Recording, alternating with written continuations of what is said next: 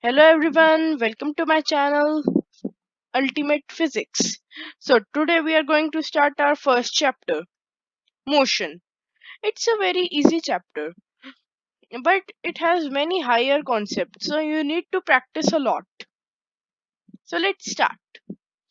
Introduction. Regularly in normal life, we see many instances where objects are either moving or at rest. Atoms, molecules, planets, stars, and galaxies are all in motion. For instance, the blood flows in our veins, cars move on highways. These are examples of motion. And the chair, table, bed are at rest. But do you know that nothing is at absolute rest? This is because suppose that there's a chair on Earth. Earth is continuously rotating and revolving around sun, and sun is also revolving around the galaxy. So we can say that nothing is at absolute rest. It seems to us at rest, but it's continuously in motion. Also, there are many instances in which an object may appear to be moving for one person and stationary for some other person. Let us take an instance of a bus. Suppose you are a passenger of a bus. You are seeing the views of outside and you see some trees. They are at rest for you.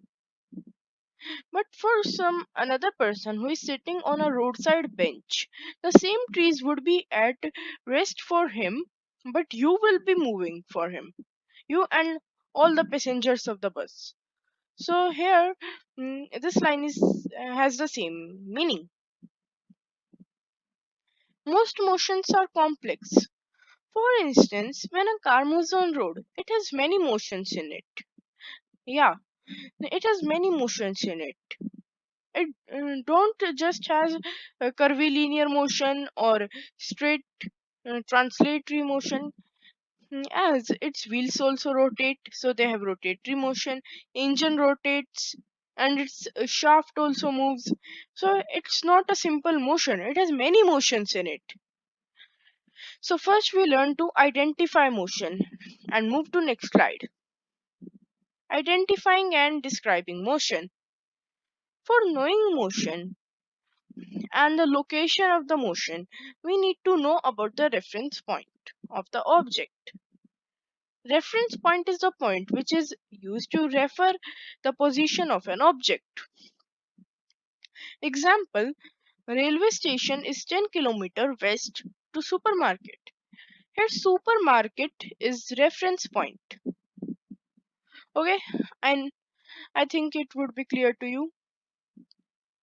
The reference point is often called origin. This is an important point for objective type of view. Let's move further.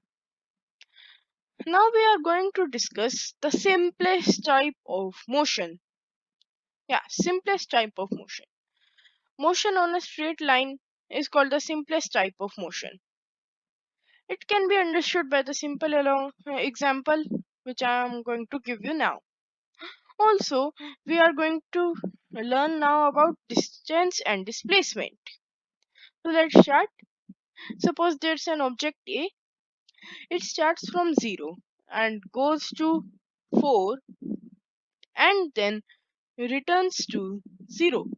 So here the distance will be 4 plus 4 equal to 8 units.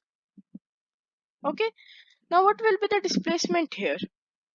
Here displacement will be 0 as the object has returned to its starting point. This is a very important point for both subjective and objective view. So please note it down. Okay, so here also the displacement of object is 0. Now let's take another example. Now suppose there's an object named B. It starts from 0 goes to 3, and then comes to 2. Here, the displacement will be 3 minus 1 equal to 2. Okay, and what will be the displacement? I mean distance. Here, the distance will be here the distance will be 3 plus 1 equal to 4.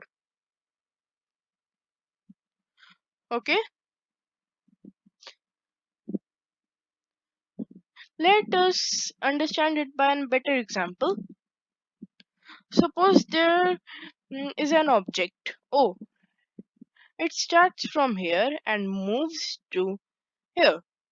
It starts from let it starts from B A and ends its journey to B. So here the displacement will be this this okay, and distance will be this one, this, yeah, this is the distance. Distance is also called S. Yeah, I know that in earlier classes you have denoted distance as D, but in ninth class there is a sign convention. So from now you will denote distance and displacement both as S. Otherwise, your marks can be cutted in subjective exams and also in objective exams.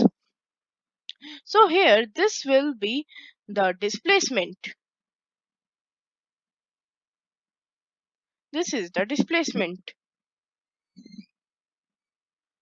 Okay, let's move on further. Uniform motion and non-uniform motion. Till now we have understood uniform. Till now you have understood motion. Now we will understand uniform motion and non-uniform motion. Uniform motion. Here's the definition.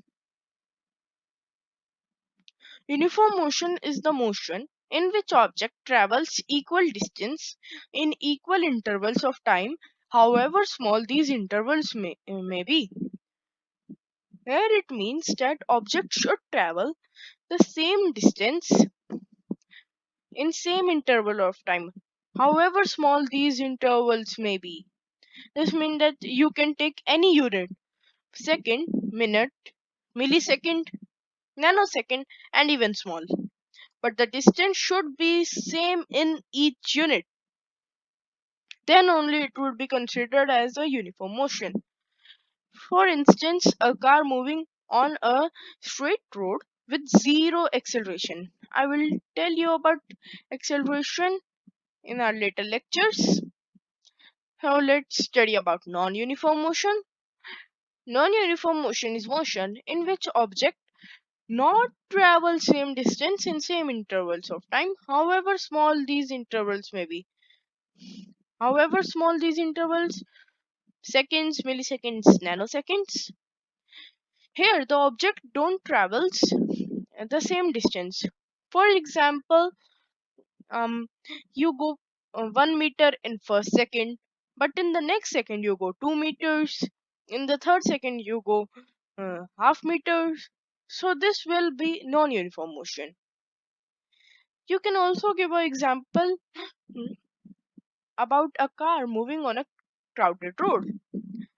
It will apply brakes again and again, and then the driver will give acceleration to it. So it will become non-uniform motion. Let's proceed. Now we are going to conclude our lecture. You can practice numericals in NCRT book.